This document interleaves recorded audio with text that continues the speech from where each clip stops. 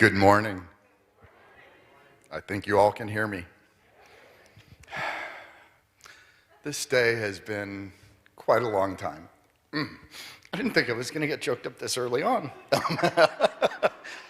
This day has been a long time in the making. For the past year, our ministerial search teams have been working diligently with the board and Unity Worldwide Ministries towards finding our new just right minister. Early last year, 3 teams were formed: a core candidating team, a marketing and promotions team, and a consciousness and prayer team to do the work. The candidating team assembled information to post to Unity Worldwide Ministries website and began receiving and vetting applications with respect to our vision. The vision for our new minister was developed in concert with our ministerial search consultant, Reverend Dr. Roger Teal, and it covered 6 primary areas of competency. The first one was qualities of consciousness and character, base of training and experience, ministerial and pastoral skill sets, administrative and practical skill sets, leadership and interpersonal skill sets, and personality traits and gifts. Concurrently with all of that work, the marketing and promotion team launched our Next Minister portal on our website, which is still up, and that made available to everyone the vision, the search team's roles and responsibilities and workflows, and provided a landing space for both the candidates and our congregation that were interested in the process. Supporting all of this work was the activity of our consciousness and prayer team that created our congregational prayer for the new minister, and they've been holding in consciousness and prayer the highest and greatest good for our community. Of the dozen or so applicants that were proffered by the candidating team to the board, one of the 2 was clearly a standout. Of the dozen or so applicants, 2 were proffered by the candidating team. Of the 2, one was clearly a standout to both the candidating team and the board, and that was Reverend Sheree Taylor-Jones.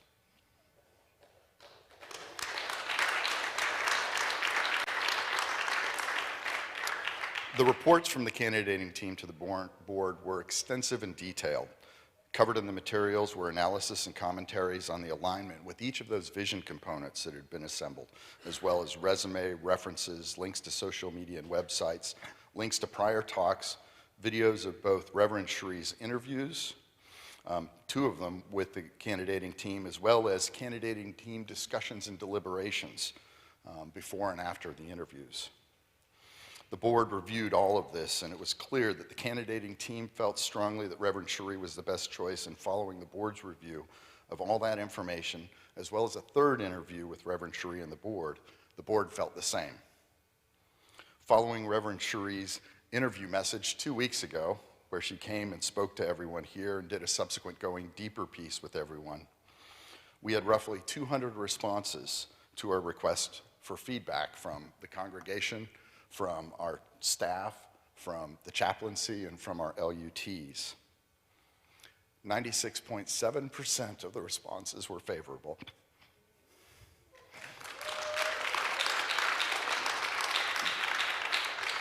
We as a board felt that we had a clear mandate that aligned with what the candidating team and what we felt was the right way to go. So I'm happy to report that this past Thursday at the regular meeting of the Board of Trustees, we voted unanimously to offer an employment agreement to Reverend Sheree Taylor-Jones. And as of yesterday morning, that agreement was signed. We have a new minister.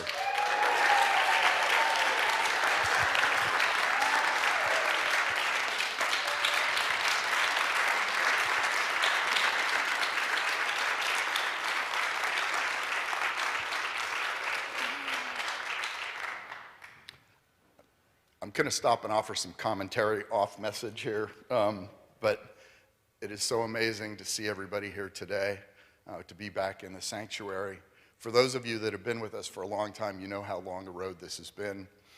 For those of you that are new, you're coming in at a time of amazing transformation and huge promise. And we have plans. And we're going to talk about those, and we're going to talk about those in more detail at the Going Deeper session with the board at 1 o'clock today. So I am very excited about that and encourage everybody to get online at 1 p.m. The link is posted to our website.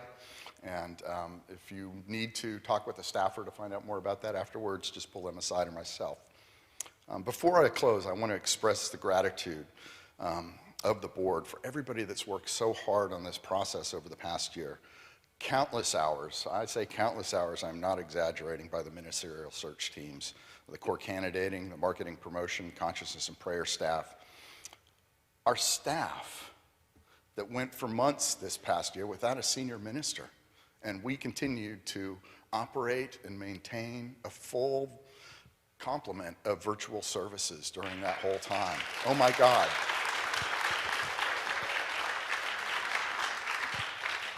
God bless you all.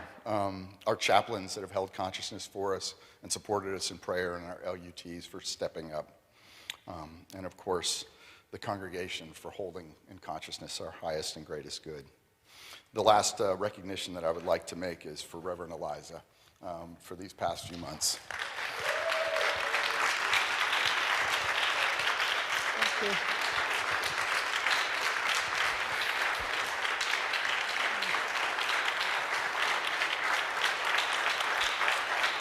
Oh, wow.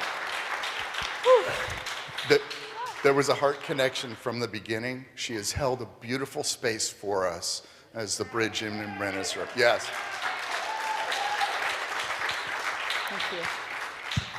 Yeah, just thank you. Thank you. It's been an honor. It's been a joy. And I'm going to be a few more weeks because...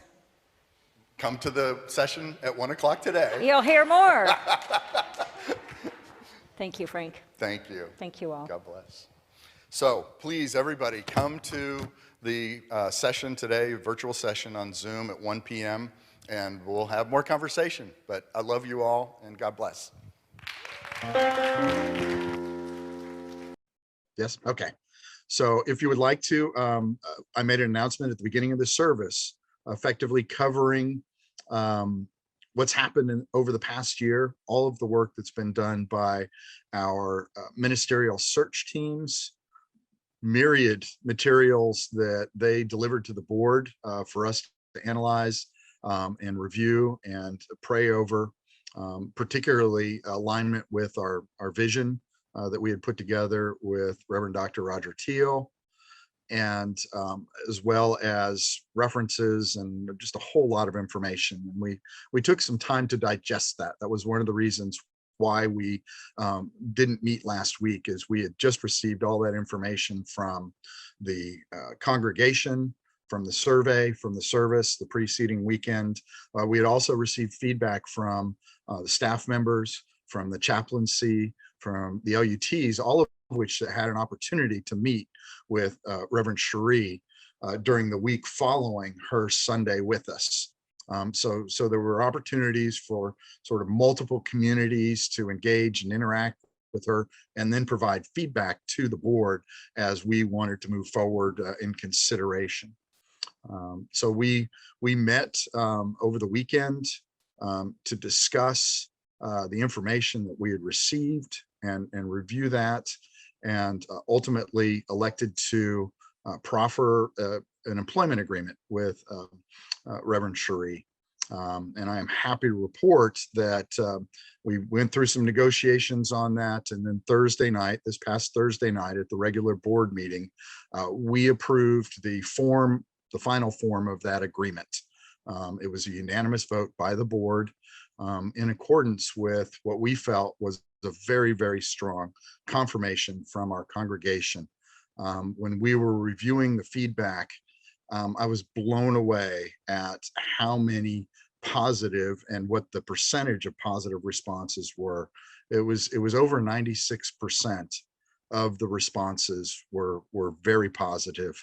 And one of the things that was very exciting was the general tone that we received, that Reverend Sheree was a minister they could see us moving forward with, that there was a future vision that was coming into light for our community.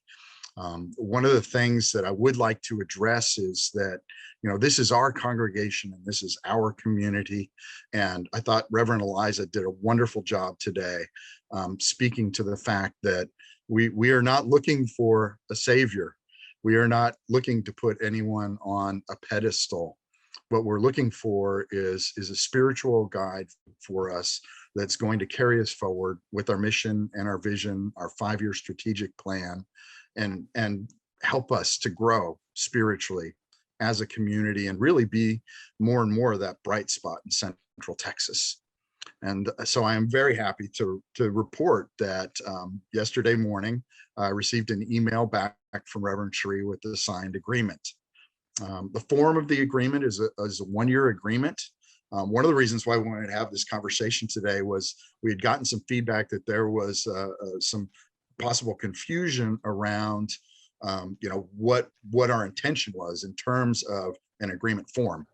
The standard form agreement that we've had in place going back through all of Steve's tenure and through Brian and Kristen Grandin's tenure was a 1-year evergreen contract.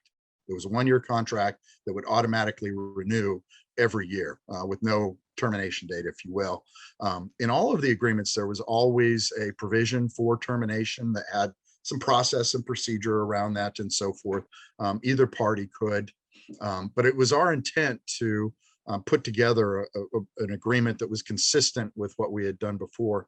Interestingly enough, through the conversations, the form of that was changed slightly, really at Reverend Sheree's suggestion to include in there a performance-based evaluation on an annual basis is ultimately what it wound out. So we're going to be more intentional around, that piece every year rather than just letting it sort of renew automatically. We're going to be more intentional around that moving forward. And I think that'll be healthy for the communication. Yeah, I'm seeing Kimberly clapping there. Between the board and the senior minister, and making sure that we're on track on where we think we're going in general. And so we're super excited about new levels of accountability within that agreement and an openness to have that coming from our new senior minister. We have also been in conversations around how that transition will occur. Initially, we were thinking of a start date somewhere around the Easter weekend. After some considerations and discussions and so forth, a start date of May 1st has been selected for Reverend Sheree. So one of the things that we had done with Reverend Aliza, who again, props to you. Thank you so much for having held this space for us for this time and provided this openness. She and I had conversations and really didn't know quite what we were going to want to do during this time between Easter and May 1st. And so I just proposed an idea of either Reverend Aliza finishing out Easter week as was planned, or staying for some or part of that those 3 weeks in between. And she came back and said, you know what, I think I'd like to stay. Even my husband thinks it's a good idea. And so as a result, we are going to enjoy her presence and her messages and that continuity all the way through. And we provided for that flexibility in our contract with her. Remarkably, we had said, well, 3 months with maybe about another 90 days worth of extensions possibly. And this will be the 3rd extension and pretty much take us up to that 6-month time frame. So, it really seems like the transition is proceeding in divine order with regard to that, moving forward effortlessly and rather smoothly. And so we're super excited about that. So that's the plan at this point. We have also already started talking about onboarding because Unity Church of the Hills has so many moving pieces. There's so much that's obviously going on here all the time. And a new minister stepping in is going to need support. And so we've already identified some folks, some staff and volunteers, notably our chair of our candidating team, Sandra Vela, has offered to provide a significant amount of energy and time. And she also has an early relationship with Reverend Sheree because she was there at the initial interviews and evaluations to assist with the onboarding efforts. And so we're going to be developing that and moving into support as our new minister comes on board and starts moving forward. I do know the intention right now is for, I think as she described it, I just want to love on Unity Church of the Hills for a while, was Reverend Sheree's comment when talking. I think we need some time to process this shift and this change. And so it's going to be about moving into our new minister's presence in a gentle, loving way. I'm super excited about that approach. That let's just get to know each other. Let's experience her message. One of the things that I'm super excited about is the focus on fifth principle that she's going to be bringing to our congregation. The focus on practice, that it's about our internal work. It's about the prayer. It's about the meditation. It's about the service work that comes from us being transformed. And I love that. And so I'm super excited about where we're going. There's lots that's going to be happening. But right now in this time of transition, I'm very grateful that Reverend Aliza is going to be with us and be able to support the staff as well too. Because staff, when we don't have a senior minister, it's very difficult on staff. They have to step up to the plate. And again, just total gratitude for all of our staff and the way they've handled the pandemic, the transitions, the 3 interim ministers in the course of a year. That is a ton of adjustment to make. And I have heard no complaints. It's been positive the whole time. I just, the energy that underpins this community is so positive and so loving. And I'm very grateful for that. So I think that was all I was going to cover today. I really wanted today to be about this shift that's going on and what's happened, and give ourselves some opportunities to talk about that and have conversation.